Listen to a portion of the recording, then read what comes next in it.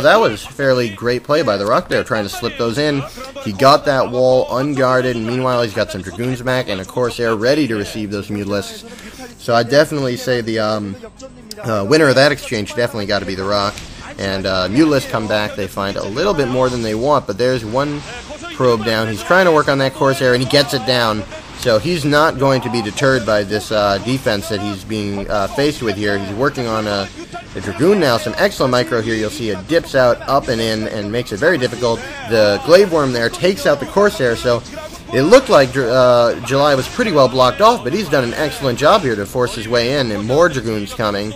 And I believe, yeah, that's it for him. But he did a good job with those Mutalisks, I think, to try to really attacking in a spot where I didn't think there was any room to attack in, but that's why he's playing there and I'm sitting at my computer on my couch. So we'll see what is going to be happening here. We have units moving through the middle of the map, I believe, for July. I wish they would let me see them. The wall is there, placed at the ramp, so no frontal attack coming through right now, but this is not the timing for that kind of attack. We're going to see a little bit of a macro phase, I believe, try to get something back in. Meanwhile, these, oh, good play to take out that probe.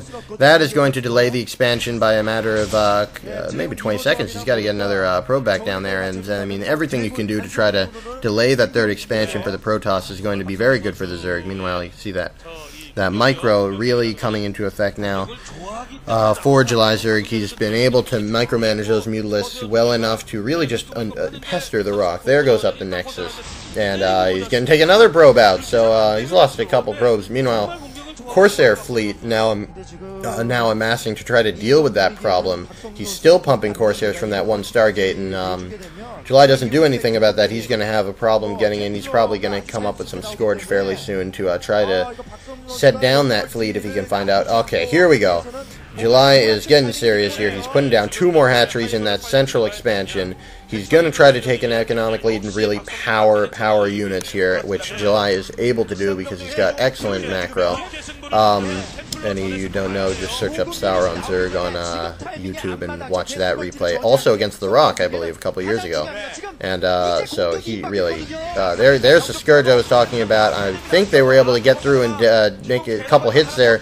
The Corsairs really got caught out, and they're taking some fire coming back, and good play there by TheRock. The Corsairs, no, good play, I'm sorry, good play by July Zerg, and poor play by TheRock, really letting those Corsairs get a bit too far away from his army, away from his Dragoon support, and the Scourge and the Mutalisks really made them pay and took down. Meanwhile, here comes July. He is going to go into an aggressive stance right now and try to crack this expansion, I believe. If he can do some serious damage here, this might be the game. He thinks this is his time to do it, and he's going to go ahead and try it out. Meanwhile, Scourge that Corsair got hit by a Scourge, but not able to take it down. So trying to attack on multiple fronts, and here they go in.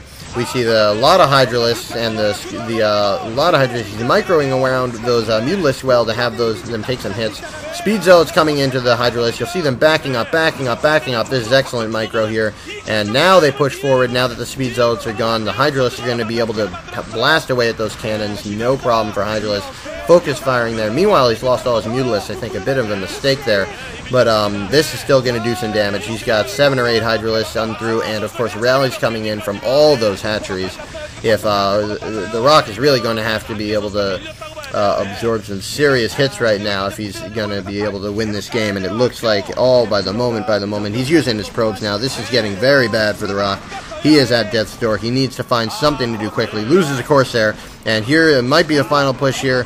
We see some Speed Zealots and the last of the probes coming. Meanwhile, of course, never missing a beat on those macro. He is going to be able to have, he has more Hydralisks now than he ever has right in the middle of the base. July Zerg right up there. Meanwhile, the probes are being segued down to try to stop this attack, but they're not going to be able to do it. Maybe just buying some time. Cannon on the front is being taken down. The Nexus goes down. This is seriously bad. I expect to see GG any moment here. Last speed lots coming down, still microing them very well to not lose there. And of course, if you attack, take the expansion while your opponent is defenseless.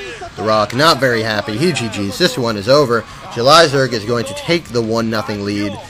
He looks very satisfied with himself. So TheRock goes down there. I think the wasted Zealot Assault in the first really good, I think, attack, which really put Jelizard back on his heels, but didn't do as much damage as he wanted.